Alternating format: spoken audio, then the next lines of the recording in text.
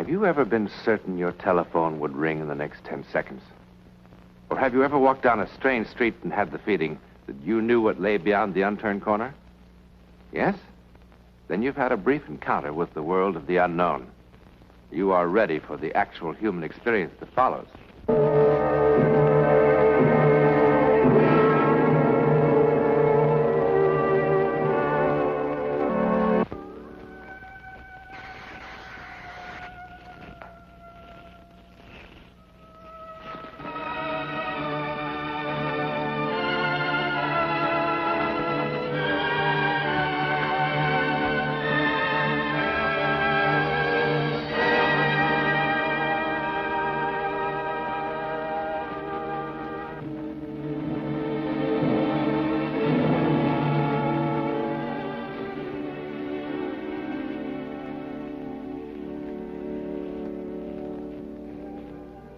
This is not merely a story of arson. They will put this fire out in time. No one will be hurt. But she who started the fire, what about her? You saw her face. She is not merely an arsonist. Look at her again.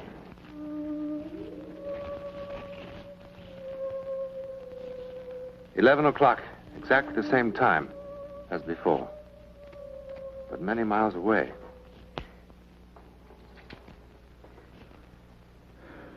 Bill, I'm going to be perfectly frank with you. I don't know what causes these fevers.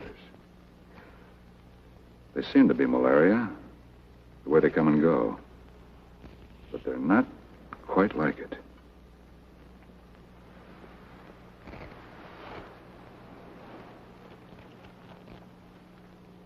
She'll be fine in the morning.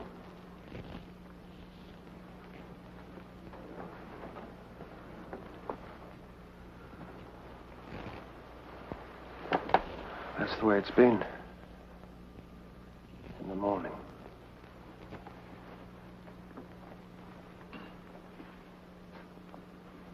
She's already past the crisis. When did the fever come on? Around 10. Inside of 15 minutes, it shot up to 103. It's the fourth time this year.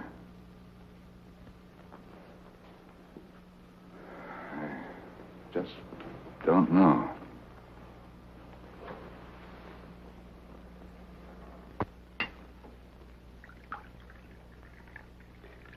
Oh, dear. Another fire. At Leeburg this time. Fortunately, all the kids got out.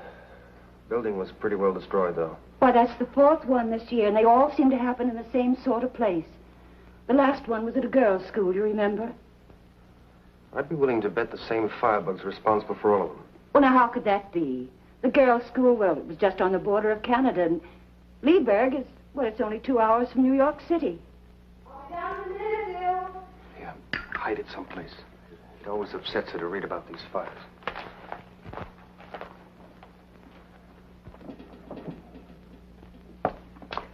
Oh, good morning, Mrs. Farley.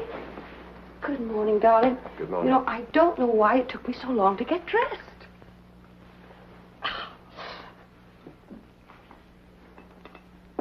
Well, such long faces for such a lovely morning. Well, you look so well. I declare I don't see how you can. Now, Mrs. Harney, I do not want to hear another word about last night.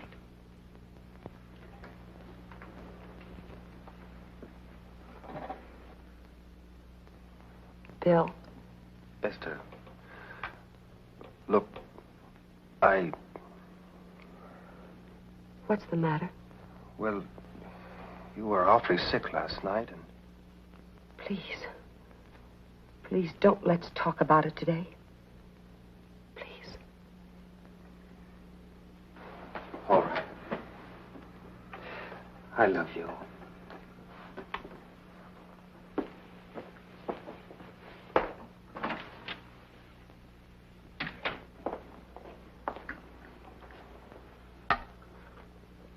Oh, thank you. Where's the morning paper? It didn't come this morning. It always comes. What's the matter? What happened? Was there a fire last night? Now, don't upset yourself, please. What did you do with it if you burned it? No, all right. Don't you tell him I told you. And please don't let it bother you. It's no concern of yours.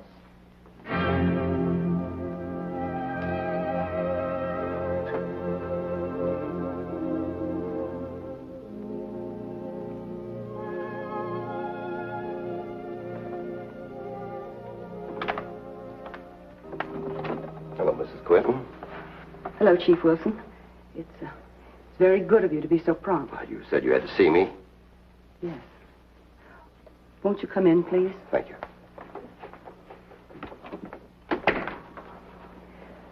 Everybody's out, so we won't be disturbed.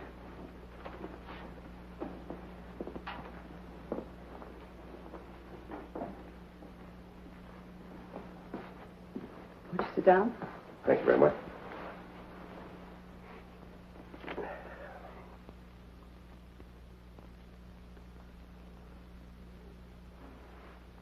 What was it you wanted to tell me, Mrs. Quentin? It's about those fires. I should have come to you some time ago, but I just couldn't bring myself to. But now, I'm afraid that children might be burned to death. Oh, you mean those orphanage fires? Yes, they are terrible, but thank God they're nowhere around here. But they will be. Because she will be here. Who? My sister, Emily. Oh, Mrs. Quentin. I know that she is the one that's responsible for setting all of those fires. How do you know that? I know. Because I can feel her mind working. What do you mean you can feel her mind? I always knew what she was thinking. You see, we're identical twins. I haven't seen her since we were 10, but I know what she's thinking. I see. Well, what about your sister? Does she know what you're thinking? No. No. And she never knew that I could read her mind. She had such terrible, horrible thoughts. Mrs. Quentin, I'm not sure I know what you're talking about. Everybody thought that she was kind and good and wonderful. That's what she wanted them to think. But I knew what she really was. And when those hideous fires started to break out, I kept hoping that somebody would catch her and put her away. Mrs. Quentin, have you talked this over with your husband? No. No, you see, my husband doesn't know I have a twin sister. Why not? Well, when I was 17, I left my hometown and I came to New York. That's where I met my husband. And, well, it didn't seem to be any reason for me to tell him about the past. But now, I'm afraid. It's all right, I'll take care of it once, and just don't you worry about a thing, Mrs. Quentin. Do you have to involve my husband? I mean, you know, you can imagine how ashamed I am if there were any scandal. His family. No. I'll keep it very quiet. Just don't you worry, Mrs. Quentin. Thank you. Thank you.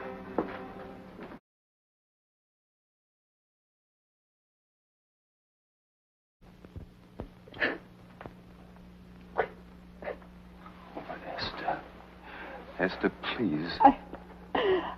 I knew he'd go straight to you. I should have known he'd do it. But I can't help it if he doesn't believe me. Bill, you've got to do something. You've got to do something to stop her. You must, before it's too late, you must do something. I'm sorry. I am sorry. I should have told you a long time ago. I know it. I am sorry. But, Esther, we don't even know where Emily is. But she was in Leeburg last night. That's where the fire was. wasn't it? Mrs. Quentin, please, listen for a moment. If it's true that you know what your sister is thinking... If it is true, I swear to you that it is true. And working on the theory that you have a sister named Emily... You don't believe that? Well, it's hard to believe. You've never mentioned her before.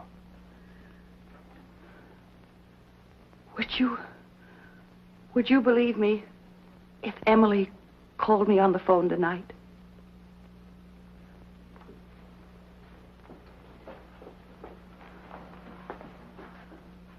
I can will her to call me. What? I can will her to call me.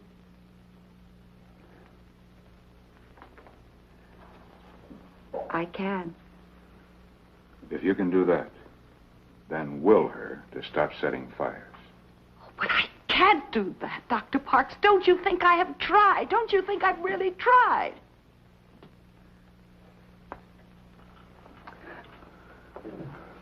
Bill,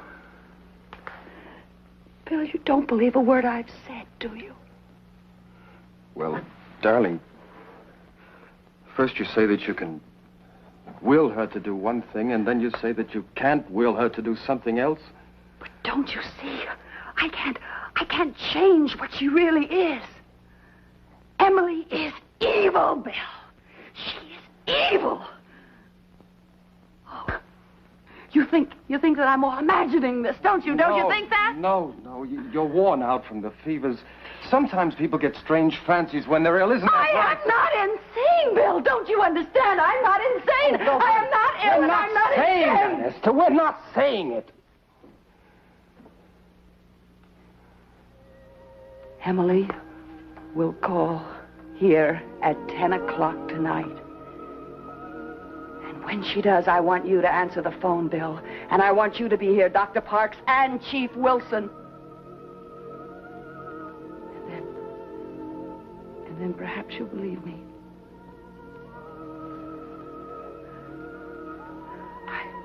I hope it won't be too late.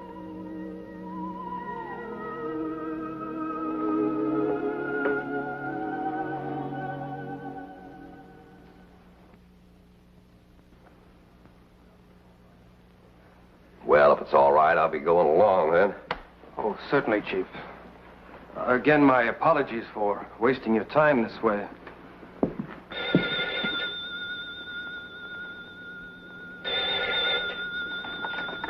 Hello? Hello? What? Gainestown, New York calling. What? Yes, this is the Quentin residence. Hello? Hello? This is William Quentin. Esther's upstairs. Who's calling, please?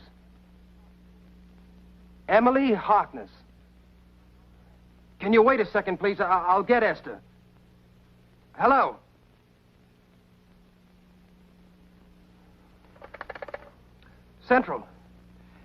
Central, we were cut off. Oh, thank you. She hung up. What did Emily say? She said, "This is Emily Harkness. Is Esther there?" When I asked her to wait, she laughed in a strange way and hung up. Bill!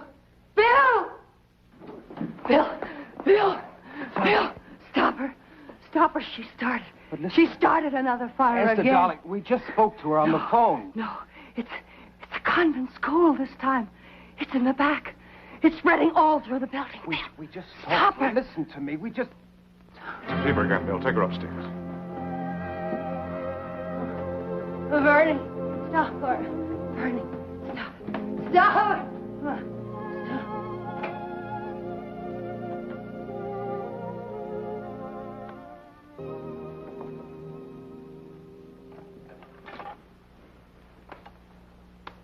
Hello, Central. Chief Wilson. I'd like to make a long-distance call. Gainestown, New York. The police station, please hurry. Hello? Hello? This is Chief Wilson, calling from Cedar Falls. Do you have a convent or parochial school in Gainestown? St. Anne's? Thank you for your information. I'll explain later. Hello, Central. Please connect me with St. Anne's School, Gainestown, New York.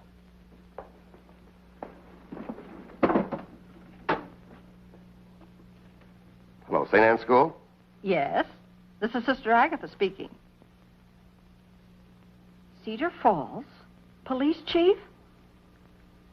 No, I wasn't asleep. What can I do for you, sir?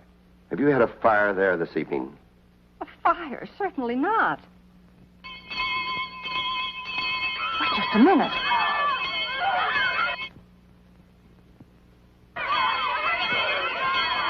I can't talk now.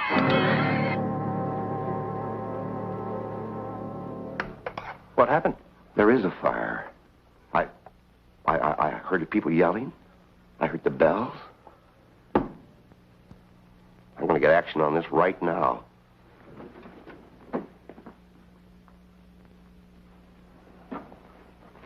There's no sense bothering with Gainestown. She moves too fast for that. She must live somewhere. Your wife said she hadn't heard or seen her for some time, but other people have. Where did Mrs. Quentin used to live? Waterville. She was raised in the orphanage there. I'm off there right now. Bill, please tell me the truth. Did anything happen last night that was bad? I mean, I'm not talking about the phone call from Emily. Everything's all right. Try to eat something, dear. I'll try. Mr. Quentin, Chief Wilson. Oh, yes. Esther.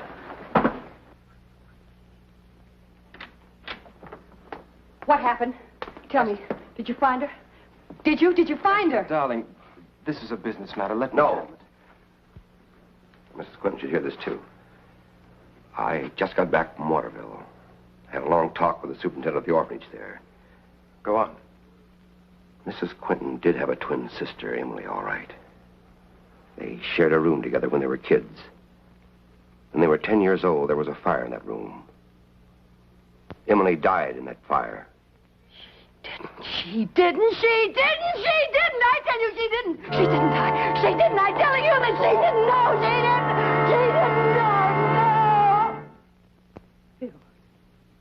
Bill, listen. Now, you talked with Emily on the phone. And Dr. Parks, you heard him. And so did Chief Wilson. Now, you can't deny that, either of you. Can you? You can't. You just can't deny that you heard them. And wouldn't I have known if my very own sister were burned to death in a fire? Esther, darling, for heaven's sake.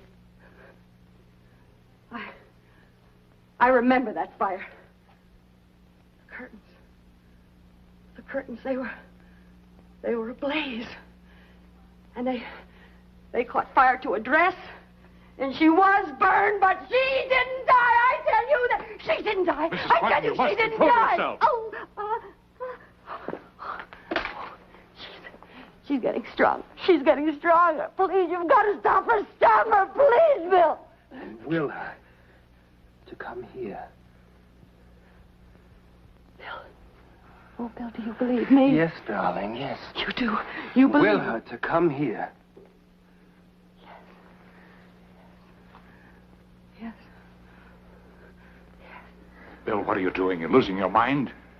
She did call, Doctor. Somebody called. Somebody called at 10 o'clock, just as Esther said. And that somebody said she was Emily Harkness.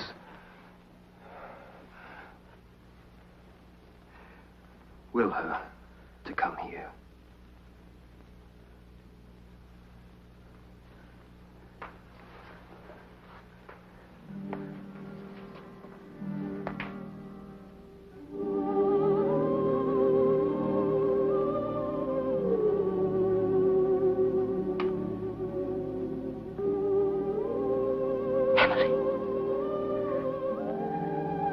Emily, take the train tonight. Emily, the train. I'm sorry I kept you waiting. How's Mrs. Quentin? She'll be all right. Once we find Emily and put her away. But I told you that I don't Emily... care what you told me. Emily Harkness did call here last night, and there was a fire in Gainestown. The superintendent in Waterville must have made a mistake in the records. It wasn't a matter of just checking the records. The man was there at the time.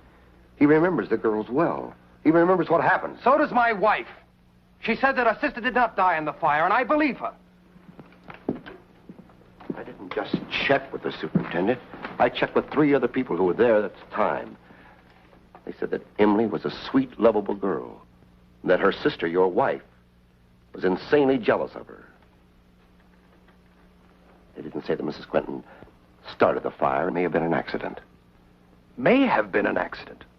What are you trying to say? All I'm trying to say is after it happened, Esther went into a high fever. She was out of her head for quite some time. After she got over it, she never mentioned her sister again. The folks at the orphanage thought it was better that way. I prefer to believe what I heard last night with my own ears. Good night, Chief.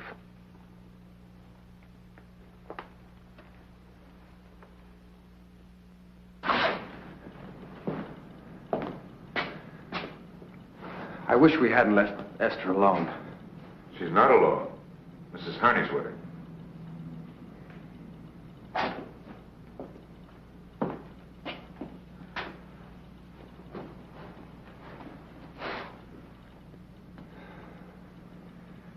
It's warm in here.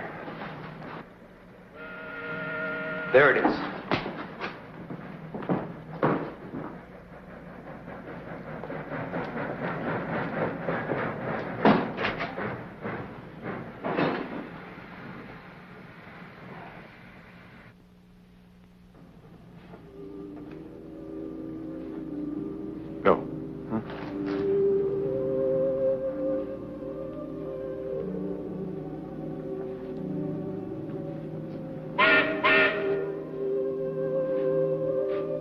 Emily? Emily?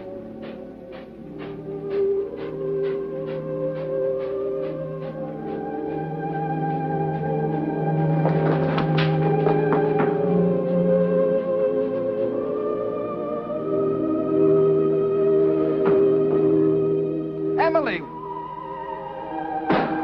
Wait!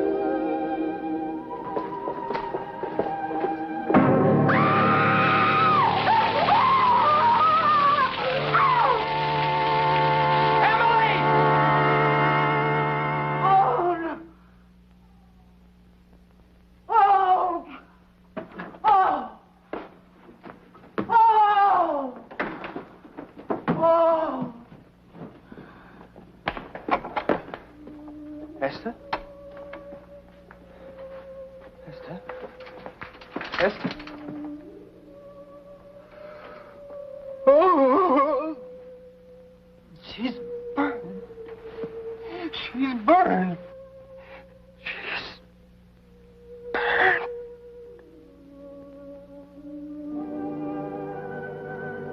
The phenomenon of bilocation, the power which enables a person to be in 2 places at once, has been reported many times. In a sense, the one entity becomes 2. The second is sometimes called the etheric double. In this instance, Esther Quentin may have been subconsciously aware of the truth, that the evil Emily was actually her other self, and so deliberately consigned both entities to the flames.